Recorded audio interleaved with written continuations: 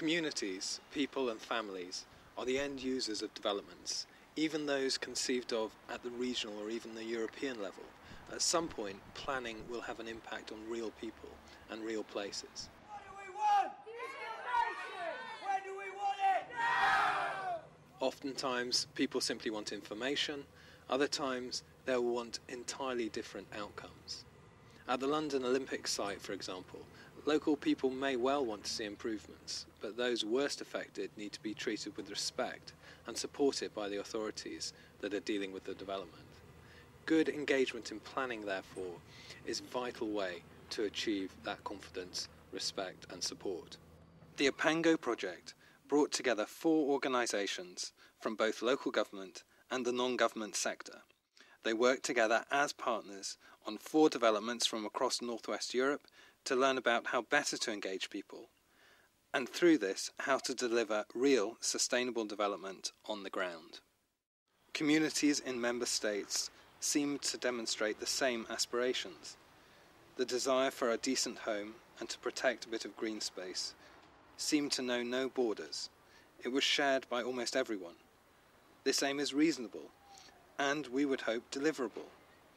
But too often, developments fail to live up to this kind of aspiration, and the APaNGO project wanted to find out why.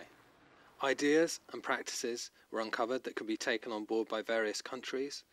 The fact that the UK used planning obligations or payments from developers was seized on by Dutch and Belgian planners as a potential solution for them.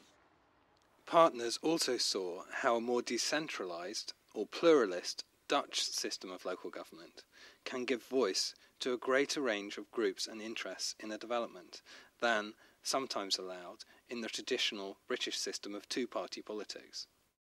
But going beyond these individual lessons, there were serious and powerful messages too that came across from experiences of local communities across Europe. First, we learned that communities and their views change over time, and recognised, therefore, that perhaps the key role of the decision-maker, supported by the professional planner, is to weigh up the interests of the current with future community, or the environment with the economic imperative, so that every key sector is heard in the dialogue. Media training proved vital, not only to capture input from particular groups, but also to empower them, granting them access to the forums that matter. Despite the wide range of techniques already used, continuing to innovate remains key. Innovations in Brussels brought street action to life for hundreds of onlookers and residents. In Amsterdam, another innovation drew on the commercial practice of branding a product and applied this to regeneration. The local authority, residents and urban designers together generated the identity of the new place. Artists worked with residents to sketch out the things they valued about home. Core values were then drawn up, and designs for the new neighbourhood sought to express these aspirations. But as well as innovating with techniques, the APaNGO project set out in these 4 film clips also all asserted the importance of fundamental legal rights to participate. In the Netherlands, it was a participation bylaw. In the UK, the statutory right to be heard. These were vital. They matter and should be defended, especially for those directly affected by development. But laws cannot work on their own. APaNGO concluded that 2 other key ingredients were needed. First, a culture within government that encouraged people to participate, and the maintenance of a strong voluntary sector. Without this, free and impartial help for those communities most affected by development simply will not exist.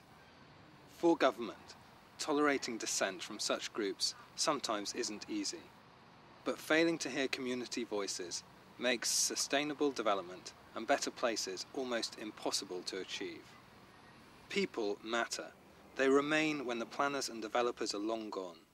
Without their consent, we shall never create the towns, cities and regions in which we all aspire to live.